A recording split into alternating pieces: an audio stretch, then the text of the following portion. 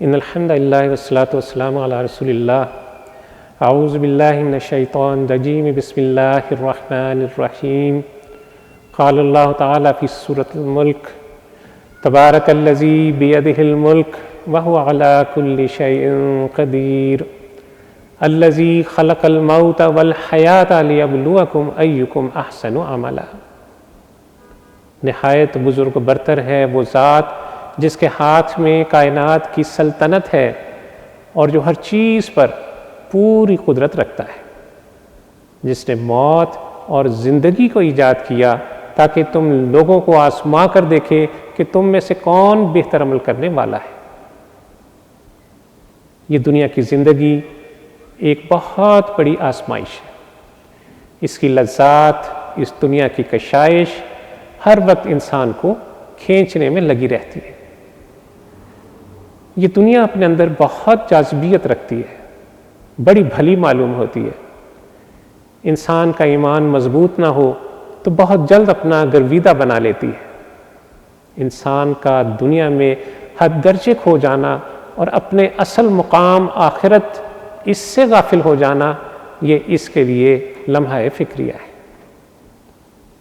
انسان جس کام پر مامور ہو کر آیا ہے وہ ہے اعلاء کلمت الحق، اللہ کی زمین پر اللہ کے نظام کا غلبہ، اور یہ دنیا اس بڑے مقصد کو انسان کو بھلا دیتی ہے۔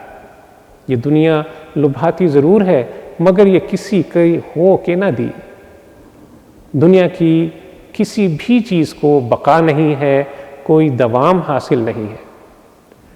ابو ہریرہ رضی اللہ تعالیٰ عنہ بیان کرتے ہیں کہ ایک دن رسول اللہ صلی اللہ علیہ وسلم نے مجھے شانے سے پکڑا اور فرمایا، اے ابو ہریرہ، آ میں تجھے دکھاؤں کہ دنیا و ما فیہا کیا ہے۔ میں نے کہا بہت بہتر یا رسول اللہ صلی اللہ علیہ وسلم۔ کہتے ہیں کہ رسول اللہ صلی اللہ علیہ وسلم نے میرا ہاتھ پکڑا اور مجھے مدینہ مطہرہ سے باہر لے چلے۔ ایک جنگل میں پہنچے، وہاں ایک جگہ چند کھوپڑیاں، کچھ پاخانہ، ہڈیاں اور کپڑوں کے چیتھڑے پڑے تھے۔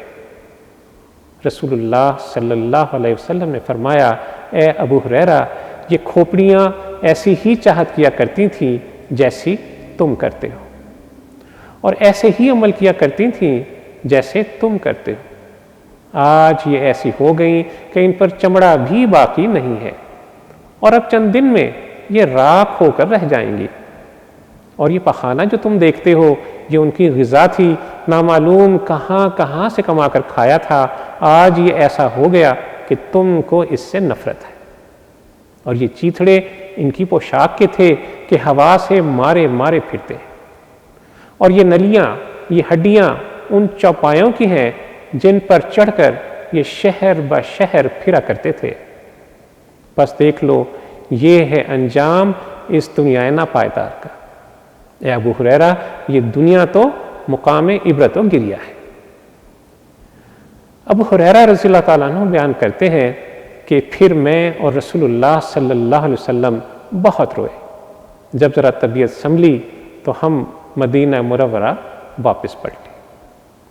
اللہ عز و جل سے دعا ہے کہ وہ دنیا کی بے ثباتی اور آخرت کی ہمیشگی کو ہمارے دلوں میں بٹھا دے اور ہمیں آخرت کی فکر کرنے والا بنا دے۔ وصلی اللہ تعالیٰ علی خیر خلقہ محمد وعلی آلہ وصحبہ وسلم۔ اللہم صلی علی سیدنا محمد وعلی